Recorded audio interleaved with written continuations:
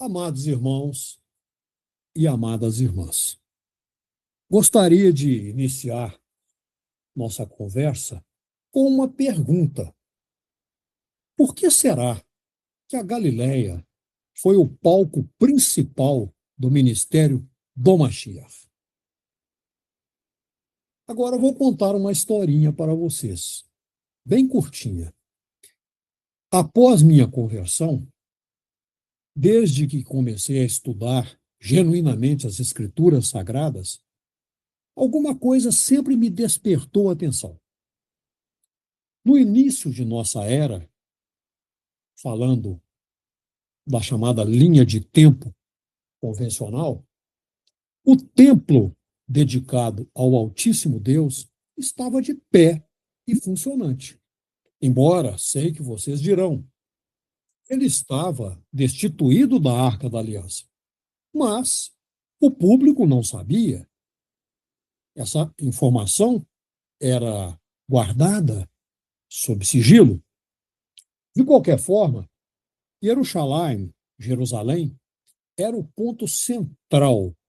Minha mãe diria que era o fulcro para o qual convergia tudo o que se relacionasse com a religião que era praticada naqueles anos, naquela região. Por isso, perguntava-me interiormente: seria esperado e humanamente lógico que o Mashiach prometido desenvolvesse seu ministério naquele polo, naquela região, na Judéia, mais especificamente em Jerusalém? No entanto, sabemos o que ocorreu. Em seu soberano e perfeito juízo, o Altíssimo Deus pôs em marcha a parte final de seu plano perfeito de redenção e nova criação de forma, para nós, totalmente inesperada e aparentemente absurda, esquipática, pois determinou que seu Filho unigênito amantíssimo, seu Mashiach plenipotenciário, deveria, sim, nascer próximo de Jerusalém, mas definiu que ele seria educado e trabalharia, exercendo humilde ofício em uma região distante do templo e do chamado Conselho Dirigente Judaico, o Sanedrim, ou Sinédrio. E isso é surpreendente e ininteligível à primeira vista. O fato é que o soberano Criador de tudo o que há escolheu a Galileia como palco preferencial para grande parte da caminhada messiânica. Parece, então, justo e oportuno que indaguemos por que o Altíssimo Deus agiu assim. Esse é o tema de nossa conversa de hoje, durante a qual veremos, espero que concordem comigo, mais maravilhas incomparáveis do único Deus vivo e verdadeiro. A Galileia, em hebraico Galil, ou Gelil Agoim, Galileia dos gentios, não é apenas um cenário geográfico, mas, de maneira profundamente considerada, um palco teológico fundamental para a compreensão da revelação do reino de Deus, trazida por Yeshua HaMashiach. Como veremos ao longo dessa apresentação, Galil, ou Galileia, com sua geografia peculiar, sua composição demográfica e até mesmo a gematria, o estudo da correspondência numérica de seu nome e os conteúdos e significados que nos trazem, ressoa com a mensagem universal e transformadora de nosso divino Mestre, Senhor e Redentor. Galileia, vocês sabem, É uma região no norte de Israel e é quase sempre subestimada em sua importância missiológica, pois é frequentemente vista como uma área periférica em comparação com a centralidade religiosa de Jerusalém, e da área de Yehudá, também conhecida como Judéia. No entanto, é precisamente nesse canto do mundo antigo que o Mashiach Yeshua escolheu. Na verdade, eu preferia dizer que foi ordenado pelo Pai a escolher, iniciar e desenvolver a maior parte de seu ministério público. Essa eleição não foi acidental. Pelo contrário, profundamente intencional, carregada de significado profético e teológico. Ela serve como uma espécie de microcosmo da mensagem do reino de Deus. Uma mensagem que é inclusiva, radical e acessível a todos, transcendendo as barreiras étnicas e sociais. Em nossa conversa, já falei uma vez e vou insistir, mas trazendo detalhes, vamos explorar a riqueza de Galileia, desde suas características geográficas, históricas, até a gematria de seu nome e sua intrínseca correlação com a revelação do reino e o ministério do Mashiach. Amados irmãos e amadas irmãs, conversaremos ao longo de 4 blocos, ou mais, se for necessário. No bloco primeiro, abordaremos a questão do contexto geográfico, histórico e social de Galileia.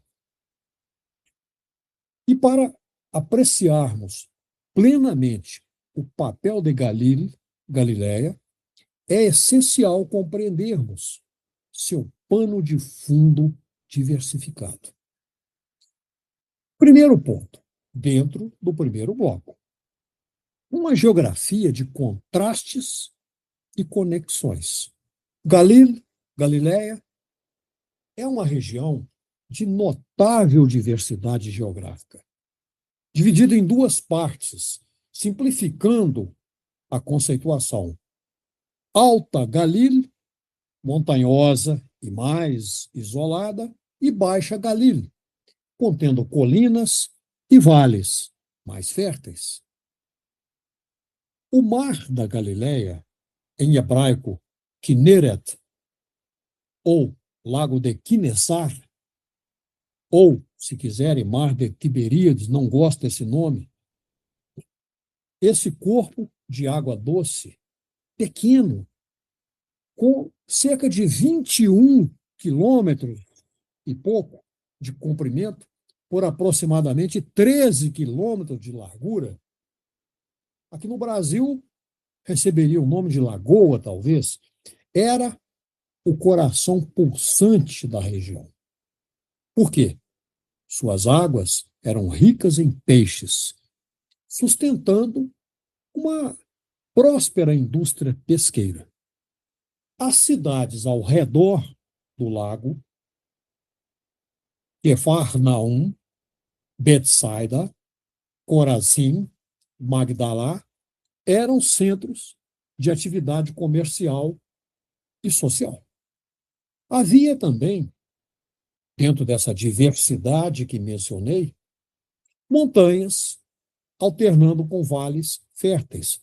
Uma paisagem pontilhada por colinas e montanhas. Por exemplo, como o Monte Tabor e o monte, melhor dizendo, a colina das Bem-aventuranças, Har Aosher, ou Har Abrahot, há dois nomes para essa colina, porque não é um monte, na verdade, que ofereciam refúgio, locais para oração e plataformas naturais para grandes ensinamentos. Entre as colinas havia, na verdade, há o Vale de Quinessar, ou Genezaré, em português, permitindo uma agricultura próspera. E também devemos considerar que a Galileia, Galil, era atravessada por importantes rotas comerciais, inclusive internacionais, como a Via Maris, que ligava o Egito à Mesopotâmia, passava por lá. Isso tornava um caldeirão cultural, com um fluxo constante de comerciantes, soldados e viajantes de diferentes procedências. Segunda questão, segundo ponto a ser considerado nesse primeiro bloco. Um verdadeiro mosaico cultural e demográfico. Por isso, ela é chamada de Galil HaGoim, Galileia dos Gentios. Historicamente, Galileia, sempre foi uma região de população mista. Após o chamado exílio assírio, lá pelo século VIII, antes do Mashiach, a área foi repovoada por diversas raças. Embora os judeus tenham retornado e se estabelecido em grande número, a presença dos chamados gentios, gregos, sírios, romanos, fenícios, permaneceu significativa. Por isso, nós encontramos essa expressão Galil HaGoim, Galileia dos Gentios, que pode ser encontrado em Yeshayahu, Isaías 9:1, o que reflete essa realidade demográfica sobre a qual estou falando. A região de Galil era vista por muitos judeus de Yehudá, Judéia, como menos pura ou menos ortodoxa, devido à sua mistura cultural e à sua distância em relação àquilo que era considerado o centro religioso de Jerusalém, dentro do conceito humano, evidentemente. Os galileus tinham uma reputação social bastante depreciada. Eram vistos com certo desprezo pelos judeus do sul. Eu disse certo, mas na verdade era um grande desprezo. Eles eram considerados rudes, toscos, utilizadores de um sotaque carregado, distinto e menos instruídos nas chamadas tradições rabínicas. A pergunta de Natanael, feita em Yohanan, João 1,46, ilustra bem essa percepção. Disse ele: pode vir alguma coisa boa de Nazaré? Quando estava comentando as pregações e as atitudes do Mashiach. Terceiro ponto, dentro do primeiro bloco. Contexto político e econômico. No tempo de Yeshua, Galileia, estava sob o domínio de Ordos. Vocês o conhecem pelo nome de Herodes Antipas, um tetrarca, cliente de Roma. Roma que nomeava os tetrarcas. A presença romana era sentida duramente através de impostos, guarnições militares, e era vista também na construção de cidades, como Tiberíades. E a economia era baseada na pesca, na agricultura, principalmente azeite, grãos e vinho, e no comércio. Apesar das tensões políticas e sociais permanentes, era uma região vibrante e mantinha relativa prosperidade. Bloco 2. Entremos na gematria da palavra Galil, Galileia. Para quem ainda não fixou esse conceito, gematria é a prática de atribuir valores numéricos às letras hebraicas. E isso pode trazer para nós entendimentos simbólicos que enriquecem e muitas vezes esclarecem nossa compreensão da palavra de Deus, da mensagem das Escrituras. A palavra hebraica Galil tem gematria 73, 73. Ela contém 4 letras. A letra Gimel, que vale 3, a letra Lamed, que vale 30, a letra Yud, que vale 10, e de novo a letra Lamed, que vale 30. Total 73, 73. Nós, desde o princípio, quando olhamos para esse número, identificamos uma correlação imediata com uma palavra importantíssima chamada Hormá, sabedoria. Porque o valor numérico dessa palavra é também 73. E quando nós encontramos uma equivalência gemátrica, quando 2 ou mais palavras têm o mesmo número, há uma correlação significativa entre elas. Pode ser até de antagonismo, mas nesse caso não. Nesse caso é de sintonia. Essa correlação é profundamente significativa no contexto do ministério de Nosso Senhor Yeshua HaMashiach.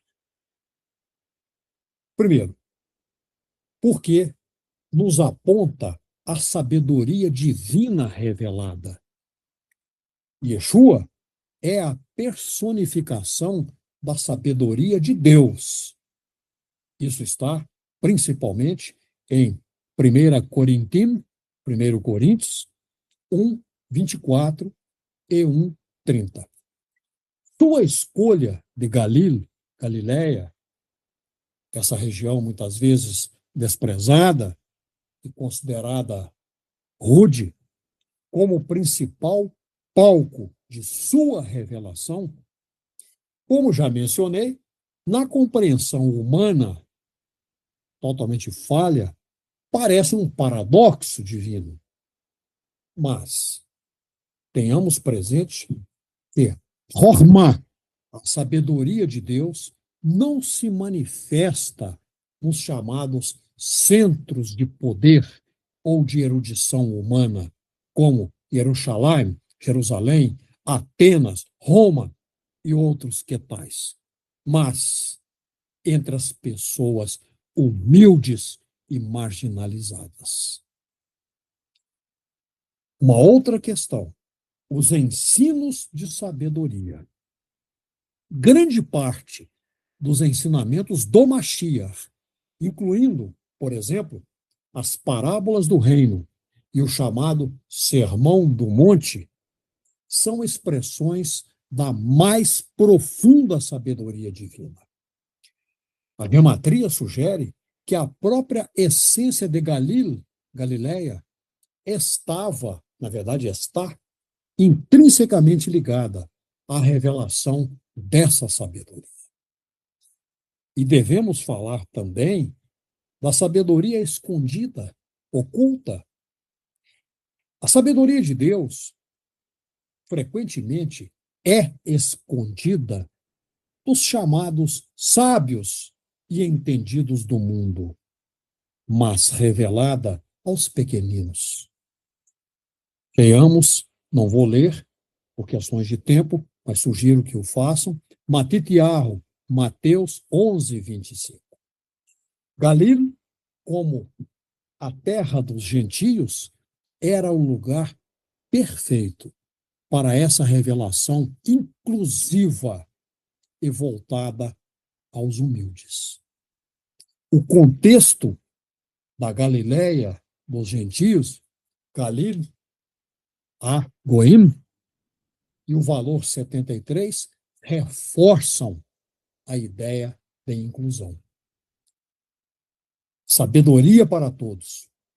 A sabedoria de Deus é oferecida a todas as pessoas, sem distinção. Galil, sendo um verdadeiro caldeirão cultural, foi o local ideal para nosso Senhor Yeshua demonstrar que o reino de Deus transcende barreiras étnicas e sociais. E também, nesse contexto, houve abertura de caminhos, porque a sabedoria de Yeshua HaMashiach, manifestada em Galil, abriu caminho para que a mensagem da Bessorá, o Evangelho, alcançasse todas as nações. E foi cumprida a promessa feita pelo Altíssimo Deus a Abraão. A gematria de Galil, como 73, idêntica à de Hormá, sabedoria, não é coincidência. Ela aponta para a profunda intencionalidade soberana divina na escolha de Galileia, como o epicentro, aí sim, o centro verdadeiro do ministério de Yeshua. Foi ali, em Galil, Agoim, Galiléia dos gentios, que a sabedoria de Deus se manifestou de forma mais acessível e inclusiva, rolando, por assim dizer, as pedras da exclusividade e acendendo uma luz que iluminaria o mundo inteiro. Ou seja, o Altíssimo Deus proveu as soluções mais profundas e abrangentes em lugares e abordagens que desafiam as convenções, trazendo luz e cura para todos, independentemente de sua origem ou condição. Conversamos um pouco sobre o simbolismo da raiz da palavra Galil. A raiz hebraica de Galil está ligada ao verbo galal, que significa rolar. Por isso fiz uma figura de linguagem há alguns segundos atrás. Revolver. Que simbolismo vemos aí? Primeiro, remoção de obstáculos. Simboliza a palavra Galil, o verbo galal, simboliza o rolar das pedras que impediam o acesso à verdade ou à salvação, que eram guardados pelos donos do poder religioso. Yeshua, em Galileia, rolou essas pedras do legalismo e da exclusividade e abriu o caminho para o reino verdadeiro, o reino de Deus. Segunda questão, disseminação da mensagem.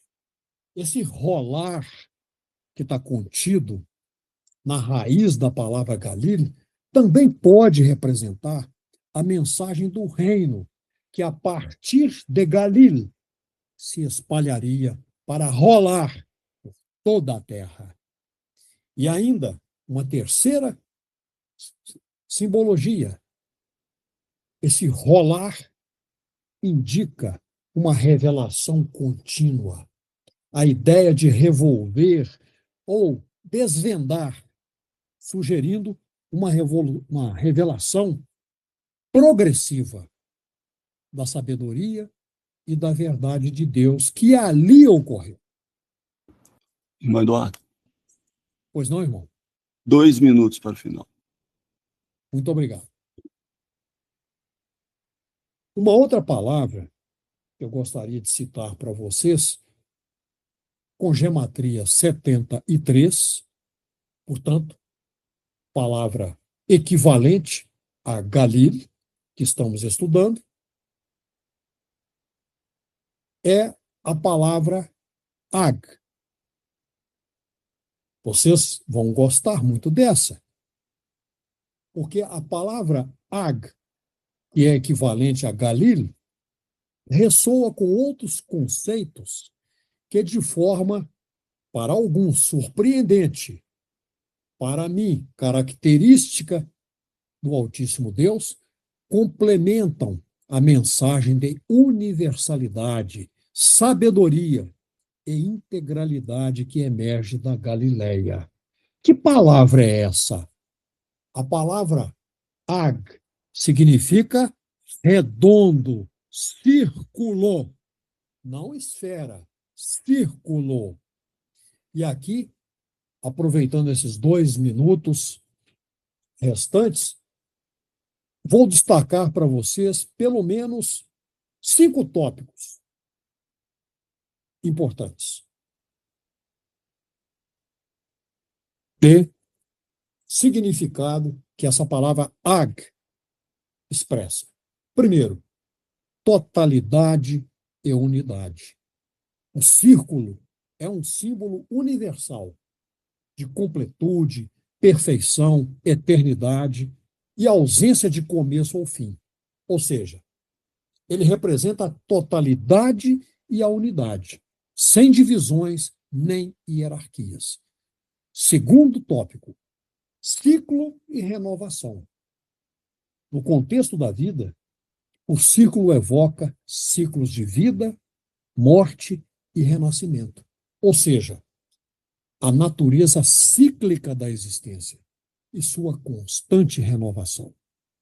Terceiro tópico, assim como todos os pontos de um círculo são equidistantes do centro, ele pode simbolizar a inclusão e a igualdade de todos os elementos dentro de um sistema.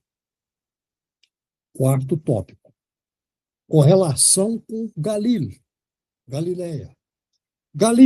Galileia, como círculo ou distrito dos gentios, tornou-se o ponto de partida para uma mensagem que abraçaria o mundo inteiro, sem exclusão de qualquer natureza. A sabedoria que dali emergiu era circular, abrangente, não linear, não restritiva. E, finalmente, um quinto tópico muito importante, a interconexão. O símbolo do círculo ressoa como uma abordagem integrada, na qual todos os aspectos do ser, físico, mental, emocional, espiritual, são vistos, entendidos como interconectados.